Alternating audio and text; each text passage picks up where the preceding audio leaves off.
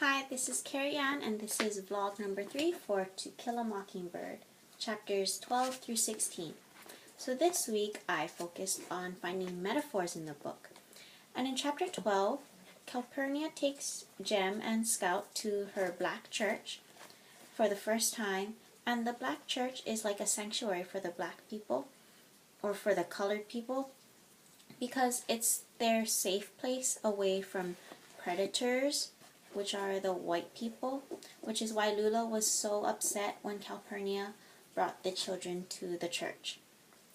And in chapter 13, on page 173, I found a quote from Aunt Alexandra. "The longer a family had been squatting on one patch of land, the finer it was." So I thought this was a metaphor saying that the longer nothing changes, the better it will get. So in Aunt Alexandra's eyes, it could be that the longer slavery continues, the better her life will get as a white person. In chapter 14, Dill's surprise arrival could be a metaphor for happiness approaching, because Scout's life was going pretty downhill with Atticus and Aunt Alexandra fighting, and her fighting with her brother. But as soon as Dill arrived, she was instantly happy, and this could be also an illusion that maybe Atticus could win the Tom Robinson case, and then the Finches will have a better life.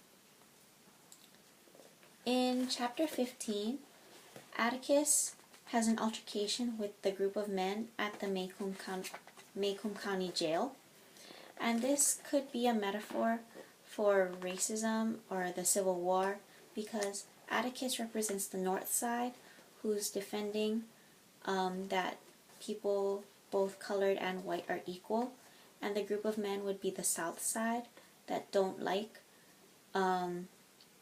colored people.